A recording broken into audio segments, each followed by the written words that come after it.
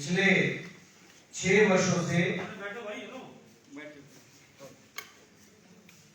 एक ऐसी सरकार जो केवल लोगों को ठगने का काम कर रही है और केवल बातों के द्वारा झूठी बातें कहने के अलावा उसके पास दूसरा कोई भी काम नहीं।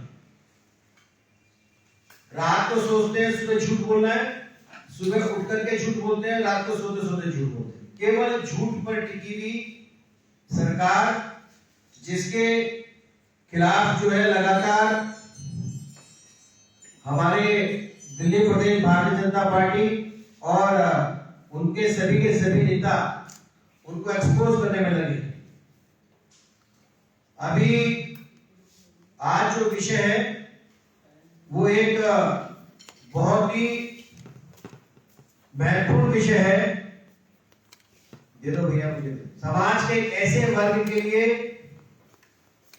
जो वर्ग वर्षों से उपेक्षित और लोगों का जिसने उपेक्षा झेली है, उसको उत्थान के लिए मोदी सरकार लगातार जो काम कर रही है, योजना बना रही है, वो भी अरविंद केजरीवाल सरकार दिल्ली के लोगों के लिए लागू नहीं कर रही। इस संदर्भ में हमारे विधानसभा में नेता प्रतिपक्ष श्री रामवीर सिंह जी विधोड़ी एक बहुत महत्वपूर्ण विषय पर आपके सामने अपने विचार रख रहे हैं प्रेस कॉन्फ्रेंस में। आपके साथ हमारे प्रदेश के एससी मोर्चा के अध्यक्ष भूपेंद्र कोटवाल जी, करोड़बाग से विधानसभा के प्रत्याशी रहे भाजपा के वरिष्ठ साथी नेता योगेंद्र चंदोलिया जी, पटेल नगर विधानसभा से हमारे प्रत्याशी रहे परवेश जी, प्रवेश रतन जी, और करोड़बाग से विधानसभा प्रत्याशी रहे दिनेश कुमार जी हमारे बीच में। मैं श्री रामवीर सिंह जी विधोड़ी जी से निवेदन करूंगा कि वो जो है अपना प्रेस वक्तव्य रखें। दिल्ली प्रदेश एससी मोर्चा के अध्यक्ष श्री भूपेंद्र कोटवाल जी, दिल्ली प्रदेश भाजपा के बहुत ही वरिष्ठ नेता और पूर्व मेयर श्री योगेंद्र चंदोलिया जी, परवेश रतन जी जो पटेल नगर से विधानसभा का चुनाव लड़े हैं, श्री दिनेश कुमार जी, ये हमारे करोड़बाग जिला के अध्यक्ष हैं एससी मोर्चा के, और हमारे बीच में हमारे मीडिया के प्रमुख सम्मान के श्री नवीन जी उपस्थित हैं। मीडिया के सभी सम्मानित साथियों, मैं सबसे पहले दिल्ली प्रदेश भारतीय जनता पार्टी की ओर से और भाजपा विधायक दल की ओर से देश के प्रधानमंत्री आदरणीय श्री नरेंद्र मोदी जी को, उनकी सरकार को हम बहुत बहुत बधाई और शुभकामनाएं देना चाहते हैं कि उन्होंने अनुसूचित जाति के 4 करोड़ छात्र छात्राओं को अगले 5 साल में जो छात्रवृत्ति दी जाएगी उसके लिए 59,000 करोड़ रुपया केंद्रीय मंत्रिमंडल ने मंजूर किए हैं। इसका लाभ लगभग 4 करोड़ अनुसूचित जाति के छात्र छात्राओं को मिलेगा और इसमें लगभग 1 करोड़ 36 लाख ऐसे छात्र छात्राएं हैं जो बहुत ही गरीब हैं, और ये जो पैसा है छात्रवृत्ति का, वो ट्यूशन फी, मासिक खर्च, टाइपराइटिंग भत्ता आदि के ऊपर खर्च होगा, और ये पैसा छात्र छात्राओं के सीधे खाते में जाएगा। इसके लिए बहुत बधाई। लेकिन केंद्र सरकार की ओर से हमारे चाहे अनुसूचित जाति के छात्र छात्राएं हों, चाहे एसटी के छात्र छात्राएं हों, जो भी उनके कल्याण के लिए जो योजनाएं केंद्र सरकार की ओर से चलाई जाती हैं, उसका लाभ अरविंद केजरीवाल की सरकार उन तक नहीं पहुंचा पाती है। आज मैं आप सभी के माध्यम से अरविंद केजरीवाल की सरकार से कुछ सवाल करना चाहता हूं। मेरा पहला सवाल है कि उन्होंने घोषणा की थी कि हम दिल्ली में जय भीम प्रतिभा विकास योजना लागू कर रहे हैं, जिससे कि अनुसूचित जाति के छात्र छात्राओं को आईएएस, आईपीएस और मेडिकल इंजीनियरिंग आदि के लिए मुफ्त कोचिंग दी जा सके। आज मैं आपके माध्यम से पूछना चाहता हूं कि अरविंद केजरीवाल जी बताएं कि अभी तक कितने छात्र छात्राओं को इसका लाभ मिला है। जो हमारी जानकारी है तो हम ये कह सकते हैं कि बिल्कुल भी नहीं मिला। अब ये सरकार बताए। दूसरा जो हमारा सवाल है, इन्होंने घोषणा की थी डॉक्टर अंबेडकर फेलोशिप योजना कि हम हर साल 100 छात्र छात्राओं को विदेश में पढ़ाई लिखाई के लिए भेजेंगे। जिन छात्र छात्राओं को वहां 4 साल तक रहना पड़ेगा, उनके ऊपर लगभग 20 लाख रुपया खर्चा होगा, और जो 2 साल तक ट्रेनिंग लेंगे उनके ऊपर 10 लाख रुपए दिल्ली की सरकार खर्च करेगी। मैं आज अरविंद केजरीवाल की सरकार से पूछना चाहता हूं, क्या इस योजना के तहत उन्होंने किसी एक भी छात्र छात्रा को विदेश में पढ़ाई लिखाई करने के लिए भेजा है तो वो इसका जवाब दें।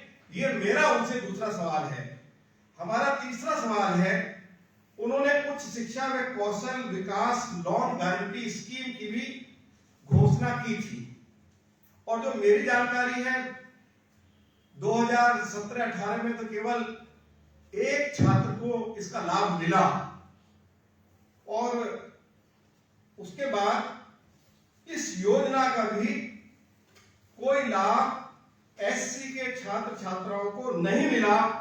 अरविंद केजरीवाल की सरकार बताए कि इस योजना के लागू हो जाने के बाद एससी के कितने छात्र छात्राओं का इस योजना का लाभ मिला है। चौथा जो मेरा अरविंद केजरीवाल की सरकार से सवाल है कि भारत सरकार के आंकड़े या दिल्ली सरकार के जो आंकड़े हैं वो हमारे पास है। 9वीं 10वीं कक्षा के बाद जो छात्र हमारे 10वीं में गए हैं, और जो ड्रॉप आउट रेट है वर्ष 2016-17 में वो 10.8 था, और इस बार जो 2017-18 में वो बढ़कर 17.5 हो गया। ये मैं आपको 2017-2018 के आंकड़े बता रहा हूं। अभी तो बाकी आंकड़े हम उनसे ही पूछ रहे हैं कि बताएं, अगर वो एससी के छात्र छात्राओं को अच्छी शिक्षा दे रहे हैं तो इतनी बड़ी संख्या में एससी वर्ग के छात्र छात्राओं ने स्कूल छोड़ने के लिए क्यों वो मजबूर हुए, इसकी जानकारी दिल्ली की आम आदमी पार्टी सरकार को देनी होगी। हम उनसे ये सवाल भी कर रहे हैं कि पिछली बार सीबीएसई में एंट्रेंस फीस जो है वो सरकार के द्वारा दी गई थी, लेकिन इस बार बताएं केजरीवाल की सरकार कि कितने एससी के छात्र छात्राओं को उन्होंने उनकी फीस आम आदमी पार्टी की सरकार की ओर से भरी गई है। ये जानकारी भी अरविंद केजरीवाल की सरकार को देनी पड़ेगी। इसके साथ साथ इन्होंने ये भी कहा था कि जो छात्र या छात्राएं 80% से ज्यादा मार्क्स लाएंगे 10th क्लास में, हम उनको लैपटॉप और टैबलेट देंगे। हम पूछना चाहते हैं कि इस योजना के तहत उन्होंने कितने लैपटॉप छात्र छात्राओं को उपलब्ध कराए हैं, यह भी आज हम उनकी सरकार से जानकारी चाहते हैं। इसके साथ साथ उन्होंने यह भी कहा था कि हम 40,000 बच्चों को अंग्रेजी में बात करने की ट्रेनिंग देंगे। हम पूछना चाहते हैं कि आपने कितने बच्चों को अंग्रेजी में बात करने की ट्रेनिंग दी है। यह सवाल भी आज हम अरविंद केजरीवाल की सरकार से आपके माध्यम से पूछ रहे हैं। अरविंद केजरीवाल की सरकार ने यह घोषणा भी की कि जो बच्चे दिल्ली यूनिवर्सिटी में जो गए हैं उनकी 100% हम लोग फीस माफ करेंगे, जिनकी सालाना आय लगभग 2.5 लाख है। तो हम पूछना चाहते हैं कि आपने एससी वर्ग के छात्र छात्राओं की कितने छात्र छात्राओं की फीस आपने माफ की है, यह भी हम पूछना चाहते हैं। उन्होंने एक बात और कही थी कि जिनको हम आईएएस आईपीएस आईआरएस की ट्रेनिंग देंगे उनको हम हर महीने 2,500 रुपया भत्ता भी देंगे कि वो अपने घर से ट्रेनिंग लेने के लिए जा सकें और फिर अपने घर वापस लौट सकें। तो हम ये भी पूछना चाहेंगे कि कितने छात्र छात्राओं को आपने हर महीने 2,500 रुपया हर महीने भत्ता दिया है, ये भी हम जानकारी अरविंद केजरीवाल की सरकार से चाहते हैं। ये सवाल आज हमने अरविंद केजरीवाल की सरकार से किए हैं। मैं उम्मीद करता हूं कि चीफ मिनिस्टर स्वयं या उनके deputy chief minister mister Sisodia Bharatiya Janata party की ओर से या एससी हमारे मोर्चा की ओर से जो ये सवाल उठाए गए हैं उनका जरूर जवाब देंगे। हम इंतजार करेंगे, नहीं तो फिर पूरी जानकारी हम आपको उपलब्ध कराएंगे। पहले हम उन्हीं से जानकारी मांग रहे हैं। बहुत बहुत धन्यवाद। Thank you dear.